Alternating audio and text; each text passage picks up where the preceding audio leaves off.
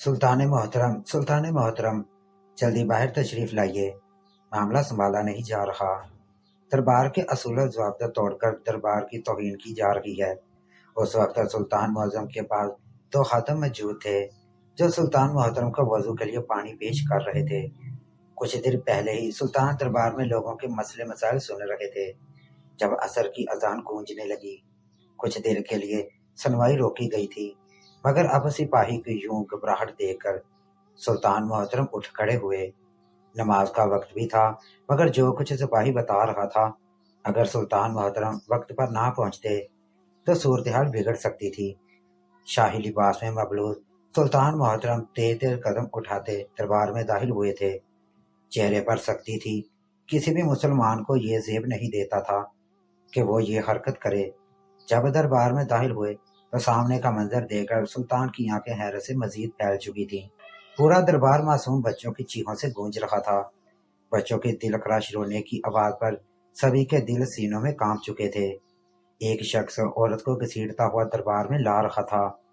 वह औरत चीख रही थी, चिल्ला रही थी। उस औरत की हालत देखने के काबिल भी ना थी।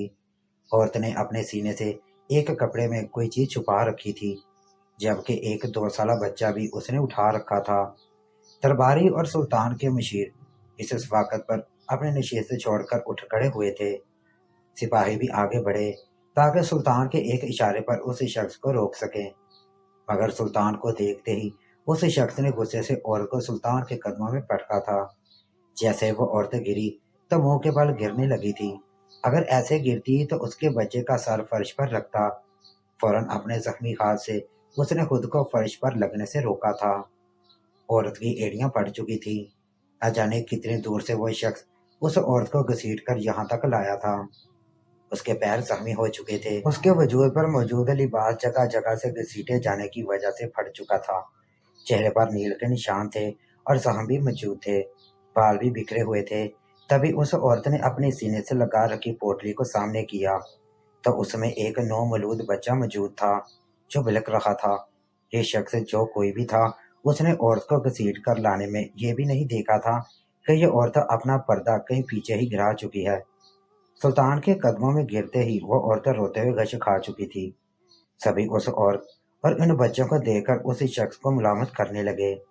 सुल्तान ने फौरन कनीज़ों को हुक्म दिया जो आगे बढ़ी और उस औरत से बच्चों को लेकर उन्हें बहलाने लगी। उस औरत के मुंह पर पानी के छींटे मारे जाने लगे।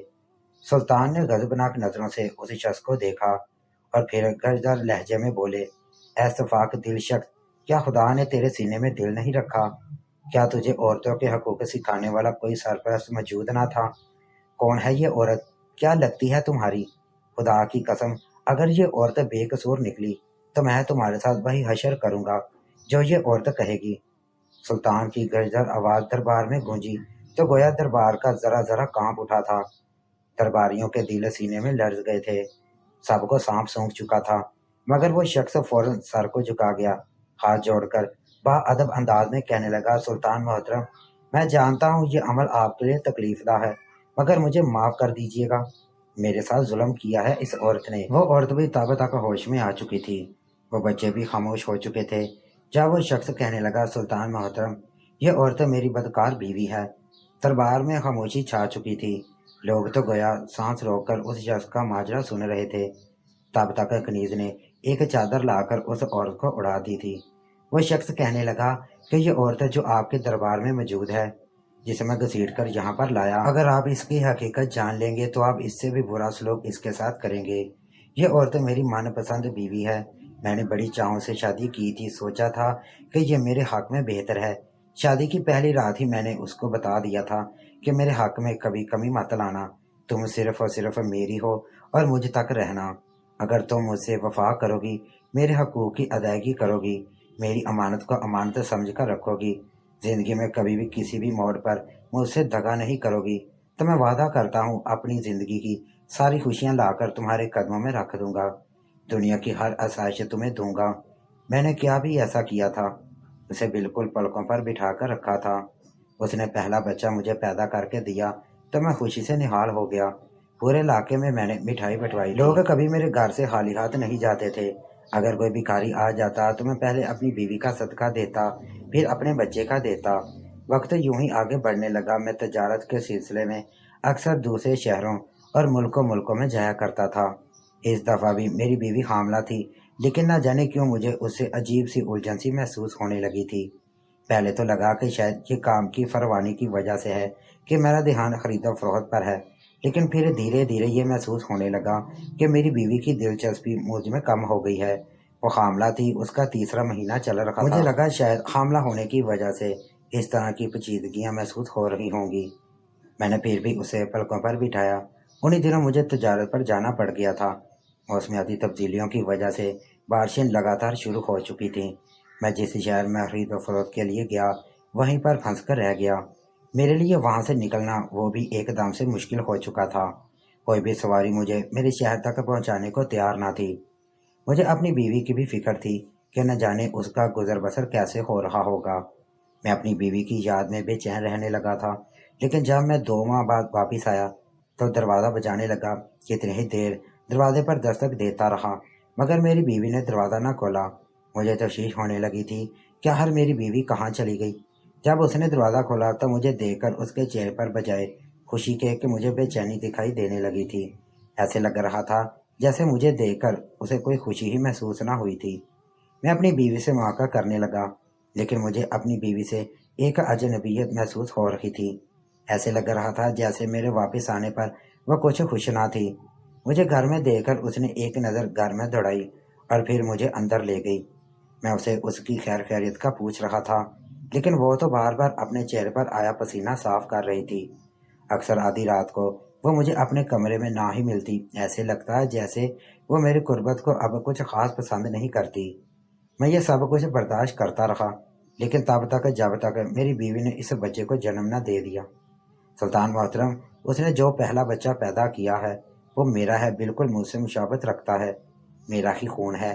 لیکن میری بیوی نے جو دوسرا بچہ پیدا کیا ہے میں اس وقت بہت خوش تھا، کیونکہ دائی ماں نے مجھے بتا دیا تھا کہ میری بیوی نے اس مرتبہ بھی ایک بیٹے کو ہی جنم دیا ہے۔ میں خوش اس سے پھولے نہیں سمایا تھا۔ کمرے میں گیا تھا کہ اپنے بیٹے کو دیکھ سکوں، اٹھا سکوں، پیار کر سکوں، لیکن میری بیوی گھبرائی ہوئی تھی، اس کے چہرے پر مسکراہٹ نہ تھی۔ میں بچے کو دیکھنے لگا تو فوراً دائی اماں آگے بڑھی، کہنے لگی ابھی بچے کو مت دیکھو، بچے کو پردے میں رہنے دو، تم بچے کو 2 دن بعد دیکھنا۔ میں بھی چپ ہو گیا۔ شاید یہ بچہ بہت خوبصورت تھا، تبھی دیکھنے نہیں دیا جا رہا تھا۔ میں اپنی بیوی کا خیال رکھنے لگا، لیکن مجھے یہ بات ہضم نہیں ہو رہی تھی کہ ہر مجھ سے یعنی ایک باپ سے اس کی اولاد کا چہرہ کیوں چھپایا جا رہا ہے۔ آخر جب مجھ سے برداشت نہ ہوا تو میں خود ہی آدھی رات کو اٹھ کر کمرے میں گیا، لالٹین جلائی اور جیسے ہی اس بچے کا چہرہ دیکھا تو میرے تن بدن میں آگ لگ گئی، کیونکہ یہ بچہ کالا تھا۔ کہاں میں سفید گلابی رنگت کا حامل، میری بیوی بھی یوں ہی خوبصورت ہے، اور کہاں یہ بچہ، یہ تو کہیں سے بھی مجھ سے مشابہت نہیں رکھتا، یہ تو بالکل ایک سیاہ فام حبشی جیسا دکھائی دیتا ہے۔ میری بیوی میرے حق میں کسی اور کو شریک کر چکی ہے۔ میرے جانے کے بعد اس نے اپنی خواہشات غیر مرد سے پوری کی۔ اب بتائیں ایسی عورت کو کیا میں پھولوں کے ہار پہناؤں یا پھر یوں گھسیٹ کر سرعام اس کا اصل چہرہ سب کے سامنے لاؤں؟ سلطان محترم نے اس شخص کی بات سنی اور پھر ایک نظر اس عورت کو دیکھا۔ دونوں ہی میاں بیوی بے حد حسین تھے، لیکن جب بڑے بیٹے کو دیکھا تو وہ بھی اپنے ماں اور باپ کی مشابہت رکھتا تھا، جبکہ چھوٹا بیٹا جسے ماں اپنے سینے سے لگائے ہوئے تھی وہ بالکل سیاہ فام تھا، اس کے نین و نقش کسی سے بھی مشابہت نہیں رکھتے تھے۔ وہ عورت روئے جا رہی تھی، اس بچے کو سینے سے لگا رکھا تھا، جبکہ بڑا بیٹا اس کے پاس کھڑا تھا۔ وہ شخص کہنے لگا، سلطان مجھے انصاف چاہیے، آخر کہاں کمی رہ گئی تھی جو اس عورت نے میرے ساتھ اتنا بڑا دھوکہ کیا، اسے عبرت کا نشانہ بنانا چاہیے۔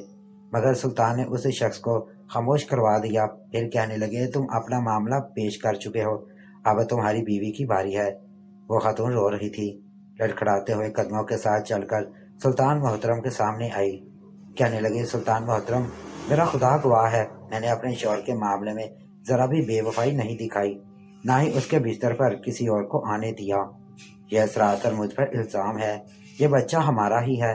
سلطان محترم نے اس عورت کو ایک نظر دیکھا جو رو رہی تھی، جبکہ وہ شخص بھی اپنی جگہ سچا تھا۔ سلطان محترم نے اپنی آنکھوں سے اس بچے کو دیکھا शक तो उनको भी हो चुका था, लेकिन वो शक की बुनियाद पर फैसला नहीं करना चाहते थे। सुल्तान मोहतरम ने एक गहरी सांस खारिज की, कुछ देर के लिए आंखें बंद की और खुदा को हाजिर नाजिर जानकर कुछ सोचने के बाद कहने लगे, ऐ शख्स, अपनी बीवी और दोनों बच्चों को अपने घर ले जाओ। जब तक तुम्हारी बीवी और ये बच्चा घर रहेंगे तुम इनकी हिफाजत करोगे, ये मेरा हुक्म है। किसी भी तरह का तशद्दुद का निशाना तुम उनको नहीं बनाओगे। 20 दिन बाद हकीकत सबके सामने आ जाएगी और इस मामले का फैसला भी कर दिया जाएगा। इतना सुनना था कि वह शख्स कहर आलूद नजरों से अपनी बीवी को देखने लगा। फिर सुल्तान मोहतरम के आगे अलविदा सलाम पेश करने के बाद वो वहां से चला गया। वहां पर मौजूद दरबारियों के चेहरे पर तजस्सुस आया था और सुल्तान मोहतरम क्या फैसला करने वाले थे। सुल्तान मोहतरम ने वहां पर मौजूद दरबारियों को देखा। यहाँ पर अभी भी कई लोग मौजूद थे जो अपने अपने मसले मसाइल लेकर आए थे। सुल्तान ने पहले नमाज अदा करने का सोचा। सुल्तान मोहतरम जोहर और असर की नमाज अदा करने के बाद कितनी ही देर जान मारकर बैठे कुछ सोचते रहे। मामला पिछले मामलों से अलग था। उस शख्स की आंखों में साफ जाहिर था कि वो अपनी बीवी से कितनी मोहब्बत करता था, जबकि औरत दोनों बच्चों को अपने सीने से लगाए बैठी थी। उसका यही मौक़िफ़ था कि ये दोनों बच्चे मेरे हैं, इसी शख्स के हैं। वही मगर दूसरी जानब देखा जाता तो सुल्तान को खुद भी यूं महसूस हो रहा था कि जैसे वो बच्चा उनका नहीं। औरत ने कुछ तो ऐसा जरूर किया है जो अपने शौहर से छुपा रही है। सुल्तान मोहतरम नमाज से फारग होने के बाद दोबारा दरबार में गए थे। तमाम तर मसाइल सुनते हुए रात हो चुकी थी। जब दो सिपाहियों को अपने सामने बुलाया, उस वक्त वहां पर मौजूद सुल्तान के अलावा 2 सिपाही मौजूद थे। सुल्तान मोहतरम ने उन दोनों सिपाहियों से जो बात की उसे सुनकर दोनों सिपाही चौंक गए थे। फिर सर झुकाकर कहने लगे कि जो हुक्म सुल्तान मोहतरम, हम अभी एक हामला बिल्ली उनके घर की छत पर छोड़ आते हैं। फैसला सुनाने में 20 दिन बाकी थे। सुल्तान मोहतरम जान चुके थे कि हकीकत कैसे खुलेगी। उस रोज वो दोनों सिपाही गए और हामला बिल्ली को उनकी छत पर छोड़ आए थे। ये सब कुछ करने के बाद अगली सुबह फजर की नमाज अदा करने के बाद सुल्तान मोहतरम ने पहले ही सिपाहियों से कहलवाकर ये ऐलान करवा दिया था कि क्या सुल्तान मोहतरम शहर का दौरा करेंगे, इसलिए दरबार में सुनवाई नहीं होगी। सुबह सुबह सुल्तान मोहतरम ने शाहाना लिबास जेबतन किया और घोड़े पर बैठकर चंद सिपाहियों के साथ शहर के दौरे के लिए निकल पड़े। जहाँ जहाँ से गुजर रहे थे लोग सलाम पेश कर रहे थे। फिर एक मुकाम वो भी आया जब आबादी खत्म हो चुकी थी और जंगल आ चुका था। सुल्तान मोहतरम ने पलटकर अपने साथ मौजूद सिपाहियों को देखा और फिर एक सिपाही की जानब इशारा किया। उसने अपने घोड़े पर एक पोटली को बांध रखा था। सुल्तान मोहतरम के इशारे पर उसने वो पोटली लाकर सुल्तान मोहतरम को दे दी। फिर सुल्तान मोहतरम ने उन सिपाहियों को वहां से वापस भेज दिया। एक सिपाही अर्ज करने लगा कि सुल्तान मोहतरम, दुश्मन के हमले का खतरा कभी भी हो सकता है। अगर आप मुनासिब समझे तो हम एक फासले पर रहकर आपके साथ यह सफर जारी रख सकते हैं। मगर सुल्तान मोहतरम ने कहा, नहीं, इससे आगे मैं खुद जाऊंगा, मुझे बहुत से अहम काम निपटाने हैं। इतना कहकर सुल्तान मोहतरम अपने घोड़े को सर पर दुलाकर इस जंगल में कहीं गायब हो चुके थे। जब जंगल गहरा हो गया और वहां पर किसी इंसान की मौजूदगी ना रही तो सुल्तान मोहतरम ने अपना भेष बदला। उन्होंने वहीं पर झाड़ियों में अपना शाहाना लिबास छुपाया और अपने घोड़े को भी वहीं छोड़ा। फिर लिबास एक आम देहाती जैसा पहना, चेहरे पर निकाब किया और वहां से आगे का सफर पैदल तय करने लगे। कुछ ही देर चलने के बाद वो उस इलाके में पहुंच चुके थे जहां से वो शख्स अपनी बदकार बीवी के साथ आया था। वहां पर पहुंचने के बाद सुल्तान ने मुतलका मोहल्ले और फिर गली में दाखिल होकर आसपास का जायजा लिया। एक घर जिसकी निशानदही सिपाहियों ने कर रखी थी, उसके करीब जाकर सुल्तान मोहतरम ने आसपास देखा। उस घर के बिल्कुल बाहर मौजूद ना थे, बल्कि गली में चक्कर काट रहे थे कि कब इस घर से कोई बाहर निकले और वो अंदर के मामला का जायजा ले सके। कुछ ही देर बाद इस घर से एक औरत निकली थी जिसने पैरों तक आता हुआ लिबास पहन रखा था, अपना चेहरा भी छुपा रखा था। वो सुल्तान मोहतरम को बगैर देखे गली की दूसरी जानब मुड़ी। उसकी कमर झुकी हुई थी। वो धीरे धीरे कदम उठाती हुई वहां से जा रही थी। सुल्तान मोहतरम धीरे धीरे चलते उस घर तक गए। घर का दरवाजा खुला था। शायद घर में रहने वालों ने दरवाजे को बंद नहीं किया था। खुले दरवाजे से सुल्तान मोहतरम ने अंदर देखा तो उनकी बची हुई बिल्ली वहीं पर मौजूद थी। कुछ ही देर बाद कमरे से वही औरत निकली। उसके साथ उसका बड़ा बेटा भी था। हाथ में रोटी के छोटे छोटे टुकड़े लाए। उसने इस बिल्ली के आगे डाले, मगर बिल्ली ने खाने से इनकार कर दिया। वह रोटी सूंघकर पीछे हट चुकी थी। वो औरत गई और एक प्याले में दूध लाकर उसके सामने रख दिया। बिल्ली वो दूध पीकर प्याला भी चाट चुकी थी। ये शख्स अमीर था। उसका मकान को देखकर और फिर इस शख्स की ठाट बाट देखकर ये अंदाजा तो हो ही चुका था कि ये काफी मालदार शख्स था। शायद तभी पैसों के लालच में ये औरत उसके साथ रह रही थी, मगर उसकी पीठ पीछे गुनाह भी कर रही थी। अगर ऐसा था तो सुल्तान के पास उसके लिए सख्त से सख्त सजा मौजूद थी। सुल्तान रोजाना वहां पर जाते और तमाम तर मामले की छानबीन करने लगे। 18 दिन गुजर चुके थे। 19वें दिन इस घर में मौजूद बिल्ली ने बच्चों को जन्म दिया था। 3 बच्चे उस बिल्ली ने जन्म दिए थे। उस औरत का बड़ा बेटा बिल्ली के बच्चों को देखकर बहुत खुश था, जबकि उस औरत का शौहर भी उस बिल्ली से खास अनियत रखने लगा था। हर वक्त दूध का भरा हुआ प्याला उस बिल्ली के पास पड़ा रहता, ताकि वो अपना और अपने बच्चों का पेट पाल सके। यही वक्त था कि जब सुल्तान इस घर में भेस बदल कर दाखिल हुए। दरवाजे पर दस्तक दी तो दरवाजा उस औरत ने ही खोला। सुल्तान को घूर कर बोली, क्या काम है, क्यों आए हो? तो सुल्तान कहने लगे, मैं 2 गली छोड़कर एक घर में मुकीम हूँ। मेरी खामना बिल्ली घर से भाग गई है, फिर वापस नहीं आई। मुझे किसी ने बताया है कि वो इस घर में है, तो मैं लेने आ गया। औरत पीछे हटी और बोली कि जाकर अपनी बिल्ली ले लो। सुल्तान अंदर दाखिल हुए थे। उसका शौहर वहां मौजूद नहीं था। आस पास नजर दौड़ाते वो आगे बढ़ रहे थे कि यह मंजर अभी जारी था कि तभी उस औरत ने सदा बुलंद की। वो किसी को पुकार रही थी। तभी वहां पर एक लड़का भागा भागा आया। सुल्तान मोहतरम के माथे पर बल पड़े थे, क्योंकि उस लड़के की उम्र 16 से 17 साल के दरमियान लग रही थी। औरत का बच्चा बिल्ली के बच्चों को छोड़ नहीं रहा था। रोने लगा था कि वह उन्हें कहीं नहीं जाने देगा। वह स्याह फाम वही जमीन पर उस खातून के पास बैठ गया। वह खातून ना जाने उससे क्या कह रही थी, जबकि सुल्तान मोहतरम कुछ सोच में पड़ गए थे। यह लड़का कौन था जो स्याह फाम था? ठीक वैसे ही उस औरत का बच्चा भी यूं ही काला था। कहीं ना कहीं उसकी और बच्चे की शक्ल मुशाबह रखते थे। लेकिन जब वह शख्स उस घर में आया था और अपनी बीवी पर इल्जाम लगा रहा था, तब उसने उस लड़के के बारे में क्यों नहीं बताया? आखिर कौन था ये लड़का? सुल्तान ये सारा मंजर देख रहे थे। बच्चा बहुत रो रहा था, इसलिए सुल्तान ने वो बिल्ली बच्चों समेत उनको तोहफे में दे और घर से बाहर जाने लगे। तभी उस औरत ने उस लड़के से कहा, तुम अब जाओ, मेरे शौहर के आने का वक्त हो चुका है। अगर वो तुम्हें यहाँ पर देख लेगा तो मेरी जिंदगी मजीद अजीरन कर देगा। इतना सुनना था कि उस लड़के ने औरत की गोद में मौजूद उसे शेरख्वार बच्चे को उठाकर सीने से लगाकर चूमने लगा।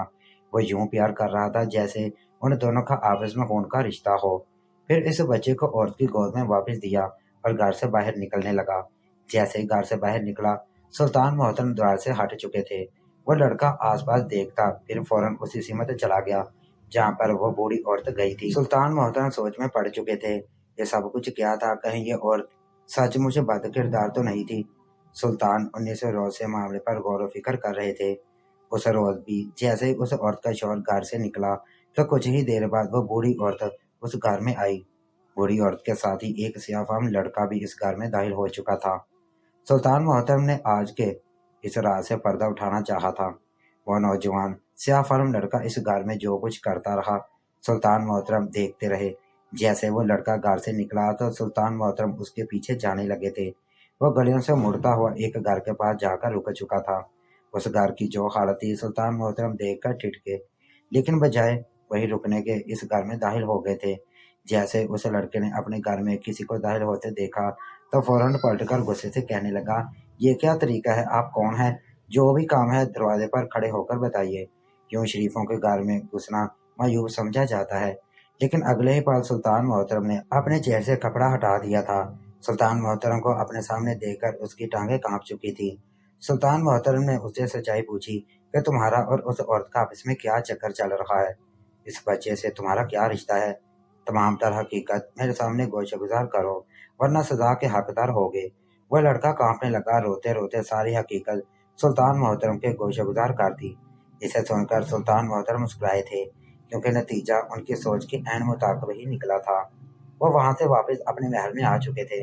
अगले रोज 20 दिन पूरे हो चुके थे और सुबह ही सुबह वो शख्स अपनी बीवी दोनों बच्चों के साथ वहां पर पहुंच चुका था।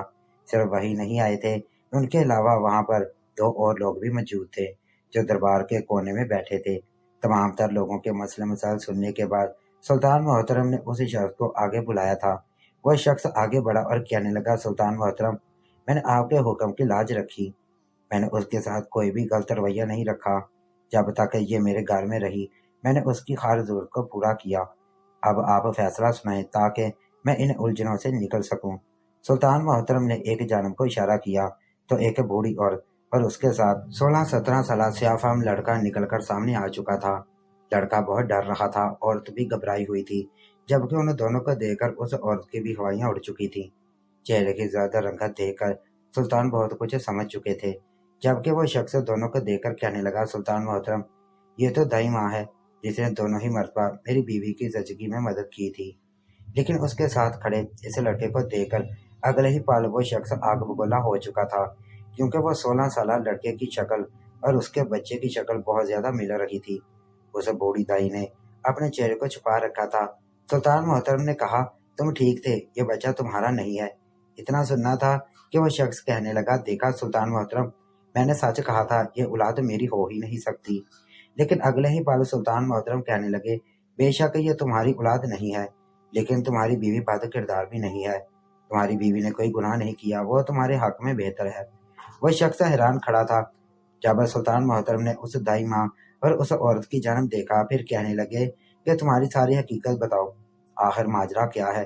اتنا سننا تھا کہ دائی رونے لگی۔ بوڑھی تھی، ڈر بھی رہی تھی، روتے روتے کہنے لگی کہ میری جان آپ پر قربان سلطان محترم، میں نے کوئی گناہ نہیں کیا۔ وہ شخص غصے سے اپنی بیوی کو دیکھ رہا تھا۔ جب اس کی بیوی روتے ہوئے کہنے لگی کہ سلطان محترم، میرا شوہر بہت شکی مزاج تھا، محبت بھی بہت کرتا تھا، لیکن مجھ سے کہیں زیادہ اسے اپنی اولاد سے محبت تھی۔ پہلے بچے کی پیدائش کے بعد میں حاملہ ہوئی تھی، لیکن بے احتیاطی میں وہ حمل ضائع ہو گیا۔